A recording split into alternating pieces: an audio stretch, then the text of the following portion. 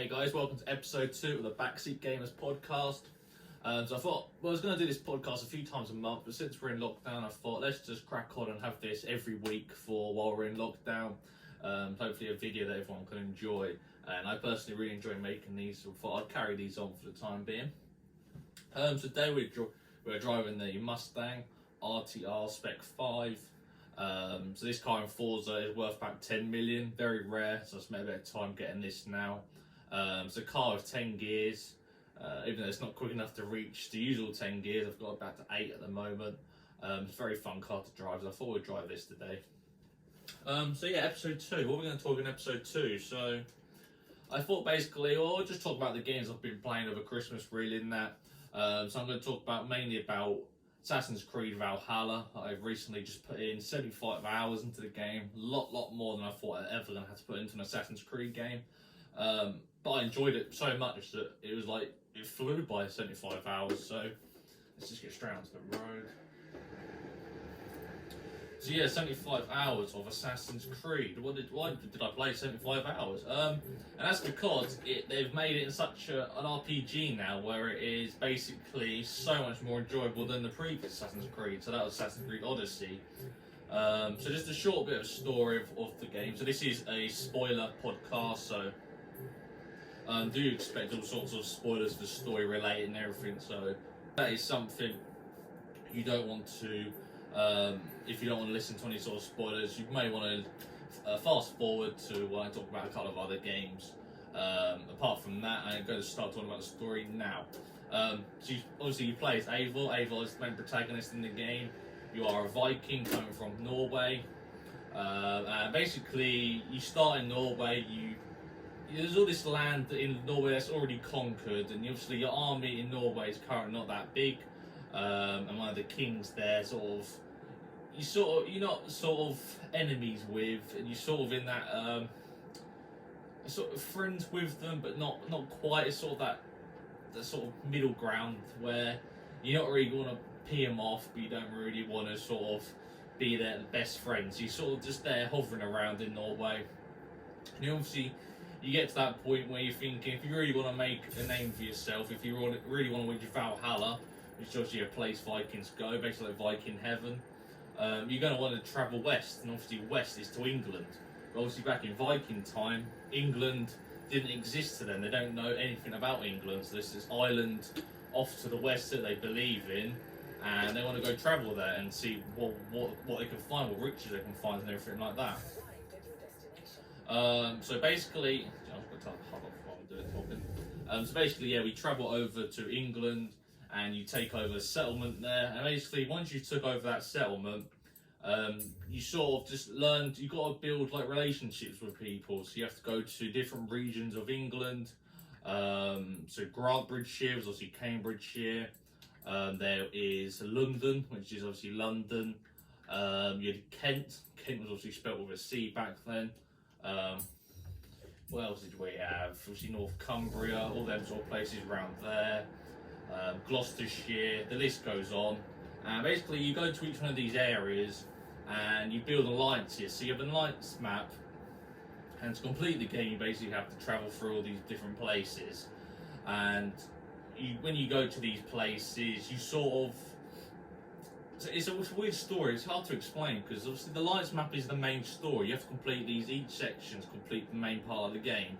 But when you go to each of these places, this is where the story kicks in, and you meet these different characters. And these different characters always have some sort of story to tell or problem you need to solve. So when you're obviously meeting these people, they all have different personalities, and you start to really remember where these people are from and their stories they've had when you got into them, because obviously the characters got such great detail. So that's one of the things Ubisoft have improved in these Assassin's Creed games. I always felt in Assassin's Creed Odyssey, obviously they had loads of characters in, but the characters never really felt rememberable. And obviously in Valhalla it's completely different. And there's 72 main characters in the game, so you do meet 72 people. Even though I completed the game, I think I've only reached about 68, I think I've met. So I think I'm missing 4. Not too sure where that is. I don't know if that's side missions or something I need to complete, but I have completed all the main quests now. If you went to like the PlayStation trophies, you would show that are completely all main of the story ones from there. So yeah, I've really enjoyed that part. But once you've met these characters, you do these missions with them, you build up an alliance, and this alliance will help you down the line basically when you need to take over a bigger area. So if you're going to take down one of the big kings, like King Alfred for instance, you had to have these alliance come with you with their armies, and then it's easier to take down the king. So obviously the king's got a massive army. So that's sort of the main. But that's basically the main aim of the game. So it's not like Odyssey where you're sort of going around and you're trying to track down sort of what happened to your father. And like, well, remember when if you played Odyssey, obviously you get pushed off the cliff and you sort of have to track down your family, everything, and sort of find out what happened, everything like that. But this game's completely different. It's like it's like a realistic game without that sort of fairy tale sort of movie ending, if that makes sense. It doesn't have that in this game. You could say it has multiple different endings. Yeah, it does have multiple endings, but it also has multiple endings in different storylines. So you have obviously Eivor's ending, and then you have the ending that's related to Outside of the Animus, which was obviously like the real day, different characters and that their sort of ending. And then you have like an ending as well, which is in Jotunheim and Asgard. That's a place you do go in the game. And that's also got another part of the game that sort of, it ties in with the main quests, even though I did find the Asgard bit really complicated and I couldn't actually understand that part of the game. It was obviously all like Thor, Loki, these are gods that obviously the Vikings looked up to back in the day, and it's all about them really. And you sort of, the worlds, I have to say, the worlds where you go to, like Asgard now, they look incredible.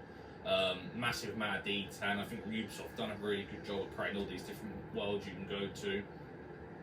But the story in that part, yeah, it didn't really sit with me. It couldn't really work out, because Eivor was Harvey in that area. I couldn't exactly work out why he was Harvey in that area, so that was quite confusing. And obviously there is meant to be story elements from that line of side quests that link into the main story, but I couldn't really work that out, to be honest. It might be something you want to actually Google if you are interested in it and you can work out yourself, because the story doesn't really explain itself very clearly in that department.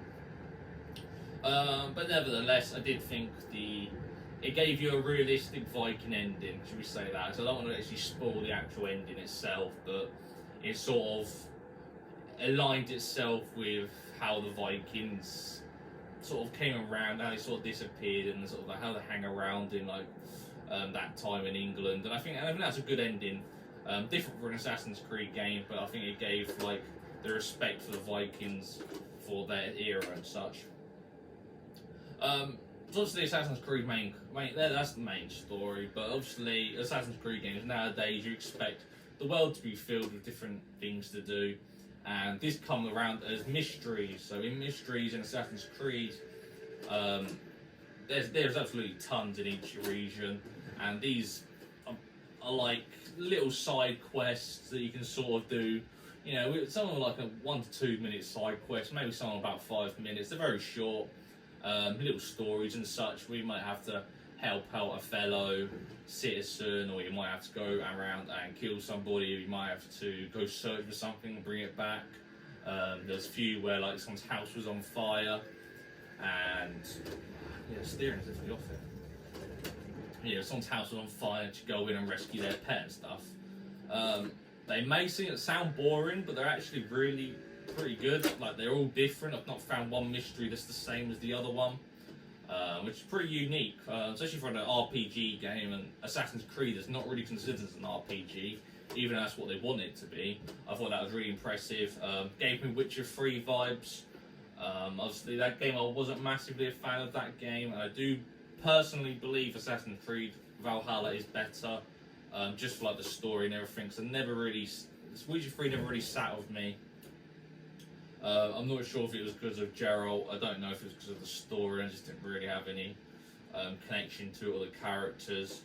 But yeah, I definitely think if you were a fan of Witcher 3, or if you are a fan of Witcher 3, Valhalla is definitely a game you should go to. Playing it on PS5 or the next gen console, it does run at 60 FPS in 4K as well, which is fantastic, and that really does enhance the experience coming from playing it at 30 FPS. There was also a high quality mode as well, which obviously dropped it down to 30 FPS but increases the graphics, something that I didn't really thought was necessary. You don't want to drop your performance, you really need performance up, personally. So yeah, that's sort of like the mysteries and that, and you do get side missions as well, but you don't get side missions as you did in Odyssey. So side missions, there's not a lot. There's like a few that pop up around like your camp and stuff. Occasionally, if you've actually completed an alliance, they might call you back because there's like another problem that's sort of come up. So you may occasionally have to go back and sort that problem out. And that was another thing that was really good in this game. So obviously, occasionally in the story, I have options. So basically, these regions have earls or jarls, we call them, and you have to sometimes choose that jarl. So obviously, they need a new jarl, and it's your job to choose one. And then you get an option of 2 or 3 sometimes. And basically, if you picked one of them, and even though to you it felt like the right one, sometimes in the story it wouldn't have been the right one, and then they've ended up sort of going a bit power mad, and then it ended up going to his high castle and basically trying to destroy everybody. So you sort of have to go back, deal with it, and then make like the right decision and stuff, which I think was really good. They didn't just cut these characters out of the game once you'd completed them. The story made you. It doesn't make you go back. But you got the option to go back and do that if you want to go help them out and put things right, which I think is really good. And even more on top of that, occasionally you get these letters come into your letterbox, and basically they will be like, it will say, oh, we're having a ceremony or something, and you're like invited, and obviously these sort of things you go, the character will go, oh, you might not have time or something, or it might pop up as an actual quest. But in this game, it actually doesn't pop up at all. So you literally have to read it. You work out, like, where's this character, what part of this region,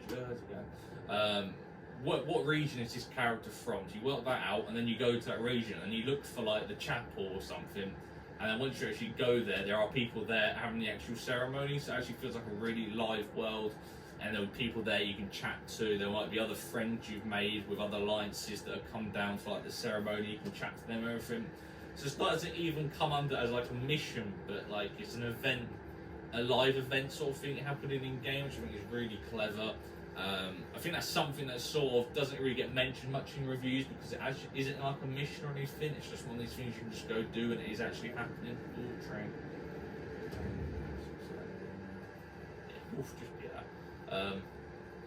But yeah, that's sort of like the main gist of all like the story related content and everything in the game.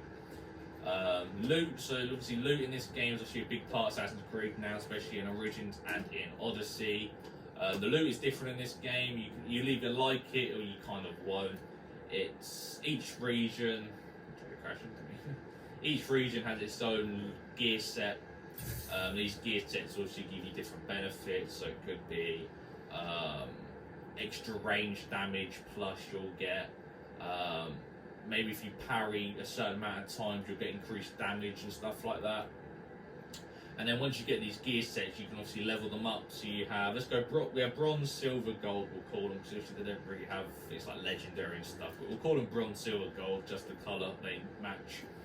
And each time you upgrade them, you get more upgrade options, so you can upgrade even more on top of like the upgrade to the gear. So even though you've maxed out your upgrade on that gear, once you go from bronze to silver, you'll get more upgrade slots to add on. You also get like these rune slots that could be like plus 3.4% damage and attack and things like that. And then once you do that, you also get appearance upgrades as well. So obviously it enhances the appearance of the weapon or the armor, and normally makes it looking a lot more better, a lot more unique. And I really do like that system. It's not something I thought I'd like, but I think it's the excitement of going places, getting a piece of armor, and then thinking, oh, I can upgrade it. So when I upgrade it, what's it going to look like next? maybe to some people they might not like that because they might think, well, I'm upgrading it, not knowing what it's going to look like, and if I don't like it, it's a waste of my materials. But for me, I did really enjoy that, and it just sort of give that mystery to the game, like, oh, what's going to happen next? Instead of getting the same piece of armor, the same weapons like used to in Odyssey, we have to keep getting rid of them and stuff. I mean, it's just a nice change of the systems, really. It doesn't make it so repetitive and such. So I like that part of it. And obviously the skill tree as well. The skill tree is massive in that game. Very, very big. It's a good skill tree, nevertheless, though. It's really good. You'll have your usual loads of, like, your percentages. So you'll have, like, 1.4 light attack damage increase, so you might get like a 5.4% health increase and such.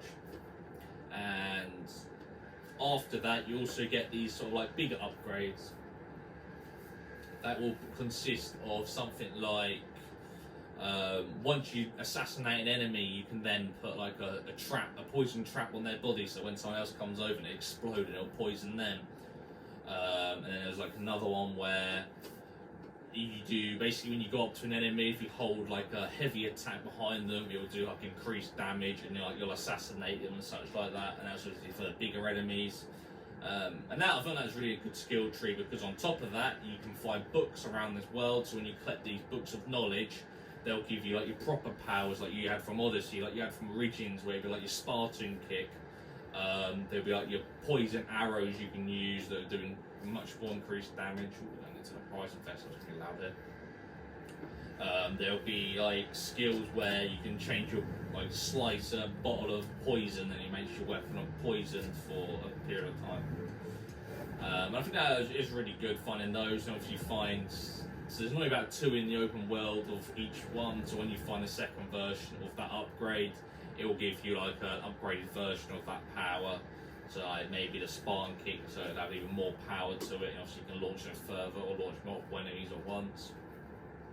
And I just feel like it gave you like a lot of diversity of customizing your character to how you want him to play.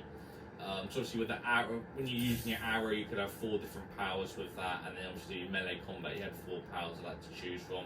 So you had 8 in total, which is obviously a good variety on top of all the skills. Obviously all the skills, if you do obviously play the game long enough to reach max level, I think it's about 350, you will obviously have all them skills available to you with all them upgrades. But it is worth noting though, so obviously the main quest is at 350, and I did it at 270, I believe it was, around 270, and the difficulty didn't really matter, it wasn't that hard at all. You'll see they did a lot more damage, but it wasn't to the point where it is like, not Dark Souls level, it's not exactly impossible, but you just have to be a bit more aware to what you would have to be if you didn't have such a big gap in light power, or gear score, whatever you want to call it. So yeah, I thought that it went fine like doing that, so that's how I did it. It was a bit daunting, because I was thinking, I was going to turn into one of those Assassin's Creed games where they make you grind, but they also make you hint that, let's buy an upgrade, double XP thing from the store, because obviously the store's back where you can buy gear and everything. Something I'm not a fan of with the story games that you've obviously paid £50 for, because it's not like they've got this live service like Destiny or something where they've got to keep the server up running or anything like that. It does have really good items in the store that obviously look cool. Different weapons, different outfits, different things for your settlement that you can customize.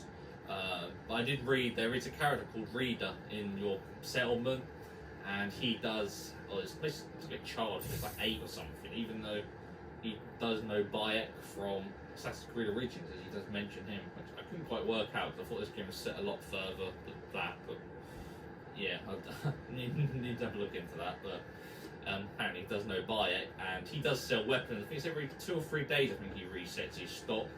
And I've seen him there a couple of times where there's like a weapon from this, so you can, like one of those weapons you could buy with real money, but you could use an in-game currency called opals, which is like a rare sort of rock, quite hard to find, but I think I've got about 80 of them, so it is doable to collect them. And obviously this weapon, exotic weapon, was sold for 220 opals, so it is possible to be able to get these items in-game. Bearing in mind, he only sold one weapon or one piece of armor, so it wasn't like a thing that come around quick. It's not going to be a very quick process to get something from the store by playing in game, but obviously there is an option to do that. Obviously, and it makes them better on their part slightly, but I still think a lot of the stuff in the store does look better than what you're going to get in the game. I feel, even though I've not upgraded every armor set, I think it will be pretty much that sort of excuse really for them. So I have to go to the shift panels here because I'm in gear 7. Also my gear stick only goes up to gear 6. See if we can get to my 8th gear. Ah, great. So yeah, so Assassin's Creed, obviously 75 hours in. I didn't find it repetitive at all.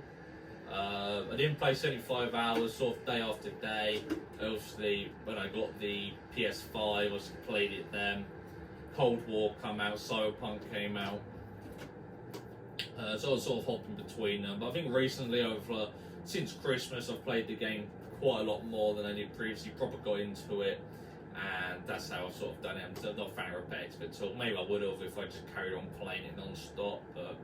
But yeah, I haven't done that, so that was good. My first 5 hours of the game, though, I wasn't actually into it at all. So if you do try out the game, you may want to. I'd say you want to stick with it. If it's not your thing, to play it. Do put about 5 hours in it. Sort of get to England, start meeting different characters, getting a feel of what the game offers, and then making a judgment of it. Because obviously, if it's a game you're not going to enjoy, it's a very long game if you want to complete it. So it's not. It's definitely 100% worth £50 a game, but obviously you don't want to put in 75 hours into a game you don't really enjoy. So obviously that's something you want to feel out in like the first 5 hours. But I think if you get through the first 5 hours and you start to enjoy it, you start mixing all these different characters, learning about them and everything like that, I do feel like you'll have a really good time in the game. So yeah, I think that's pretty much my take on Assassin's Creed. It's definitely one of my games of the year of 2020. 2020. Ubisoft have definitely upped their game with the Assassin's Creed. I feel like Assassin's Creed wants to be one of its sort of big AAA top headliners now. Obviously, it took a few years off. Obviously, there's rumoured to be a Assassin's Creed this year as well. I've seen reports recently it'll be like a cheaper budget game. So it'll probably be like a bit like Assassin's Creed Primal, Far Cry Primal, sorry, them sort of games. Maybe that's the sort of take they'll go on it. Rather having these two big AAA Assassin's Creed every, so like 1 year, next year I'll have it again, and then they'll take a break and then do the same. Maybe they're mixing it up like that, because obviously with Far Cry it seems to work in their series. Obviously there's two big expansions coming out this year as well for it. So you got the Druids one, I think it's the Wrath of the Druids, and then you got the Siege of Paris. So that one's coming in, I think, about springtime if it doesn't get delayed. And then the Siege of Paris, which is obviously one of the biggest events in Viking history, is coming in, I think about summertime they said. Obviously due to COVID, I don't know if things, obviously games are getting delayed constantly. I don't know if they still get delayed, don't know if it's already made. But yeah, I'm not too sure on that. It also does have 4 free events that are coming. Obviously you have the Yuletide Festival, Christmas Festival, that was really fun.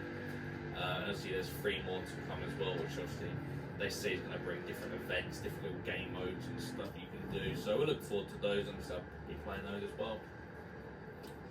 So yeah, I think that's everything on Assassin's Creed. I think I've covered really everything on the main aspects that you probably need to know if you're going to play the game and that. Obviously do check it out on YouTube if you watch a lot of gameplay or streams on Twitch to see if you're like into it more and such. Just touch on as well, just obviously I sort of said about Asgard and that looking great. Norway and just different parts of England look fantastic with all the different light and everything. I've took countless pictures going around the world. Or take a picture here, take a picture there because there's a sunset coming up. Look at this, the sun bouncing off the snow. I'll take another picture there. So yeah, I've really enjoyed just using the photo mode in that game. To be honest, I've not even like added any filters or like edited the picture. I just thought it looks great enough just the picture as it does. So yeah.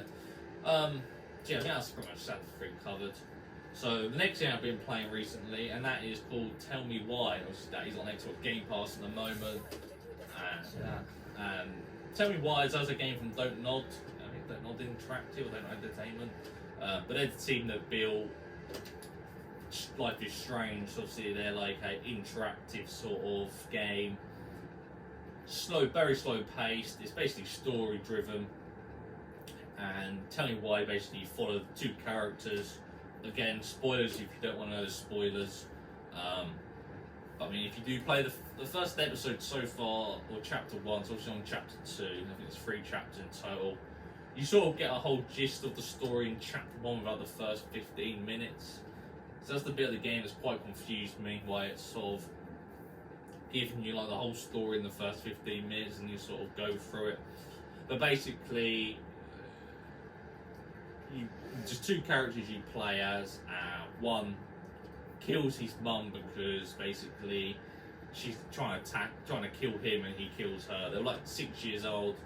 So obviously he doesn't go to jail, but he goes to like this sort of like youth centre, sort of rehabilitation or something where kids go if they've committed murders and such big crimes like that.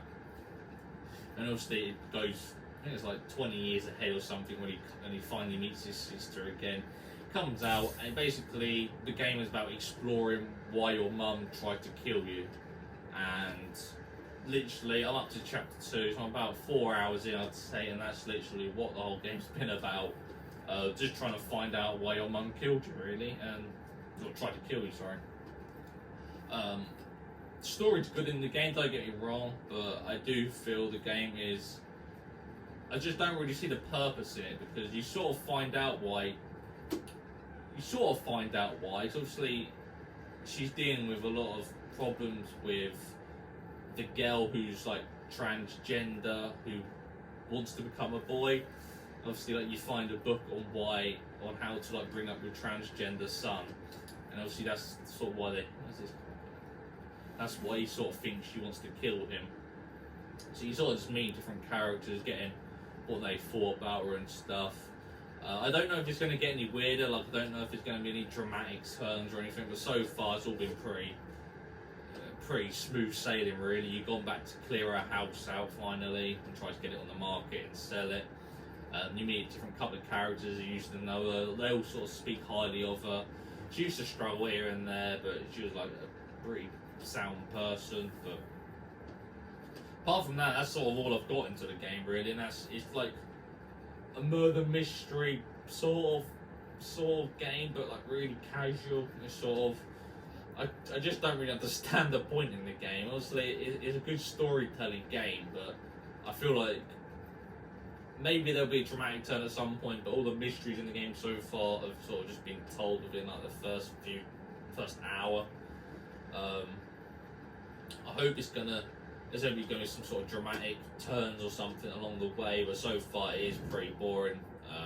I can't play it in long spells because it is so slow paced, a lot of talking, as you can expect from them sort of games, so it's like a bit of a slow burner. But also that's one game I've been playing, so I thought I want to play it anyway, and obviously I'll get some gamer scoring and such, so I'm going to see that through. On chapter 2, get chapter 3 done, and that's obviously all what's on Game Pass, and I think that's all they've got out at the moment until I don't know if they'll release chapter 4. We'll have to see how chapter 3 ends. So yeah, I've been playing that.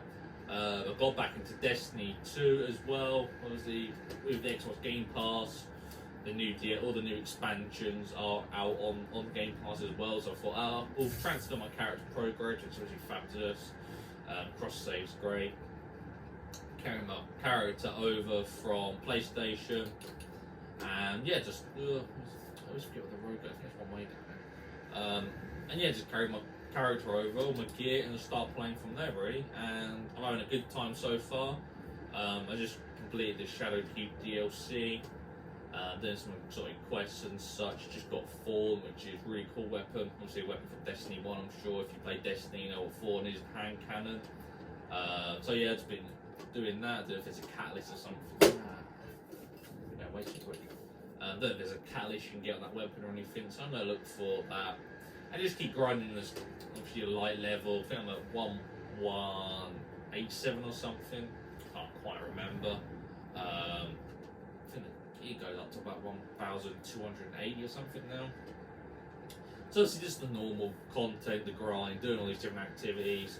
I've obviously got the newest DLC, Beyond Light, to do at some point. I'm just trying to do everything that Shadowkeep has to offer and then move on. Obviously I've got good gear score to be able to move on to the new DLC, but I'm just going to keep that for just a bit longer, then dive into that, and obviously all the new things that one offers, so that'll be quite exciting. But yeah, Destiny's a weird game. I never feel like it's reached its true potential. I feel like it's great what it offers, but I never feel it offers it enough. So like they got rid of loads of its old content. So you got like Mars disappeared, a couple of other planets disappeared, and obviously all their missions and such disappeared. Exotic quests disappeared. So it just seems to be taking content out, but not exactly adding enough content back into the game. They've obviously made these weapons purchasable now if you have like a couple of Ascendant shards, exotic, something else, materials, them sort of things, and you can buy these exotic weapons at like this all safe looking thing. Again, at least you can get the weapon, but it's sort of, if you purchase them with all this currency, it makes the whole grind for getting that weapon back in the day, because these exotics are still usable, of course. Obviously the players, they used to grind for these exotics through raids and everything. You can now just purchase them. I just think, well, it's just, you've taken all the hard work out of somebody trying to get that when they just purchase it with all these different currency you can get in game. So I thought that sort of just defeats the object. But obviously all these weapons as well, so like weapons and gear from Shadowkeep are no longer, so I think their max level is like 1050 light, and they won't reach like the season cap of 1280 now. So like all these weapons I'm getting in Shadowkeep are literally just pointless. You can't use them to then go up to reach these higher levels. Thing in Destiny that they always seem to do, and I just can't work out why. Look at Warzone at the moment, look how many weapons that's got in the game. So I don't know if it's like a balancing issue for like Crucible or something. But I just don't see why they keep taking, if all these hard work you've done to get these like masterwork weapons, and they're just taken away from you. But they say, oh, we're going to add them back in at some point, obviously increase the light on them, but I just don't see the point in getting rid of them. Obviously, the more armor in the game, the more Guardians can sort of vary their look, you know, so it's seeing the same armor all the time. But what can you do, really? Because that's sort of done it now. Also, the Eververse always sells all these cool cosmetics for your character, so you can get ornaments for like your armor, sort of change what your armor looks like, different variants. In-game, obviously, currency you have to buy with real money to put into the game, obviously to buy these things. Even though it's sort of a live service game, you come to expect it, but it would still be nice that if you didn't have to do that. I read an article the other day where there was one of these ornaments they added in not so long ago, and the amount of money they earned from that ornament, they said paid for one of the missions they added. I just couldn't work that out for the life of me, that they're sort of, even though they sell an expansion every year for about £50, they still need money to be able to build these missions. And I just can't see why they keep going on about Bungie. You have to make the game our way now. So obviously we've left Activision. Obviously Activision had a lot of control of the publisher at the time, and there was obviously due to why they made Destiny 2. And obviously if they stayed with Activision, they probably would have made Destiny 3, maybe Destiny 4, just like they do with Call of Duty, like that sort of thing. But now we want to do it on our own. But so far, being on their own, they obviously kept Destiny 2, upgraded the features from next gen, which was fantastic, really good. But they've not changed anything. Like, they're still doing these same yearly expansions that don't really offer that much content. You get like 6 missions. I think they've made this one a bit more replayable. The missions with different sort of power level, light levels you can do them with. You know, they'll add a raid, they'll have some other little public events, little challenges, things you can do. They don't really add enough. They don't exactly change. So I believe, is it Everin K or something on Earth still has the same armor from like 2 or 3 years ago. So come on, why do you not just change all the vendors at least? Add a bit more armour for people to go. Because all these places are just pointless to go back to now. And it'd just be nice if they just kept refreshing everything and just keeping everything. Yeah, just keeping everything refreshed basically, and just constantly changing everything. Just have to get rid of everything, but maybe have like a vendor in the game, that a weekly vendor that has like weekly items, daily items, and they're old pieces of gear that you can get that you can no longer get from Earth, for instance. So obviously refreshed it a few times with new gear, but obviously have this vendor that offers these gears that you can still purchase, so they're still in the game. You just may have to wait longer to go get them, but yeah, I don't understand what they're trying to achieve there. I don't know what the player base is like Destiny now. I'm sure it's not as big as what used to be in Destiny 1. Destiny was huge. So, yeah, I don't know how they're heading with that game. They've obviously got their seasons now as well. I think there's a new season in about 3 weeks' time. Obviously it's the same sort of mission every week you do. You get like pinnacle gear from and such. It obviously works towards the next season. And obviously builds up within the expansion towards the next expansion. And they've announced 2021's and 2022's expansion, so I don't know what's going to change in that game. They have getting cross-play between PS4, PS5, Xbox One, and Series X. They don't want, for some reason, just add cross-play with all platforms, so that's obviously a thing that you see Call of Duty doing. You're starting to see EA games do it now. I don't know why Bungie don't want to do that as well. And obviously, Bungie do have that other game apparently in development. Obviously, I think there's a Chinese company that sponsored them loads of the money, millions of pounds to build this new game. So 2022, I don't know if that will be the last expansion of Destiny, and then Destiny sort of just dies out. I don't know what's going to happen with the game at all. I don't know if they'll just sort of continue it slightly. But I just have to wait and see really on that point. But yeah, apart from that, I think that's sort of really what I've all been playing. I've also got Sackboy Big Adventure. I've been sort of chipping away at. I've not played a massive amount of that just because I'm trying to complete these PS4 games I've got. Cyberpunk, another game that I've got to get round to doing. I do enjoy it, but then I sort of also think, well, should I wait for this big PS5 patch coming this year? But I mean, that's just going to get delayed after delayed, isn't it? Just like the main games, obviously they want to fix all the bugs that it's currently got. So obviously that's not going to come out anytime soon. Even though it is 60 on PS5, I do think I'm going to have another little chip away at that. The story's not very long, so at least I get the story done. That's a good start. Obviously, maybe I'll leave some of these side missions for the PS5 next gen patch, which is coming this year.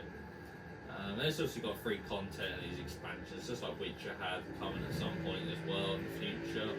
So yeah, a lot of content being added to the game, but it'd just be nice if they can just get a proper next gen patch out and just get to enjoy it even more. But I think they're going to focus on just getting the PS4 and Xbox One version of the game a bit more playable, which is obviously understandable for the people who spend £50 on it and just it's unplayable. But yeah, that's all.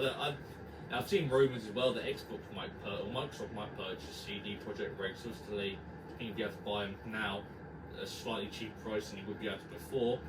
Since they take about 4 or 5 years to build a game, this game doesn't come out great, which obviously lowers their reputation. So maybe that'll be an acquisition that Microsoft want to do. Don't know how much it would cost. Cheaper than Bethesda before, but yeah, maybe that'll be something we'll see in the future. Because obviously they always hint that they're always after new parties or new person parties that they can acquire to build their sort of Xbox Game Pass library even bigger, and just have more developers making first party games for those. So that's pretty much everything for this episode. Next week, I think. What's next week? Next week, I think I'm going to delay it slightly and maybe do this podcast on the Friday so I can get Man and Medium, sort of a bit of a review on Man and Medium for you then, because I think it comes out on either the Wednesday or the Thursday. So yeah, I think I'm going to do that, so I can talk about that game and see what it's going to be like. I'm not sure if it's going to be something for me, but it's free with Game Pass, so I'm going to give that a good try. Apex Season 8, I think, starts in a few weeks as well, so I think I'll cover the week after. I can give that a good run through, new character and stuff. So I think that'll be that week covered. Yeah, I think that's pretty much it. Let's just park up here. I hope everyone enjoyed this episode. Just talking about the games I've sort of been playing, really. Not really much news happening at the moment. But yeah, thank you all so much for watching. I hope you enjoyed the video. Leave a thumbs up if you enjoyed the video, and I'll see you in the next one.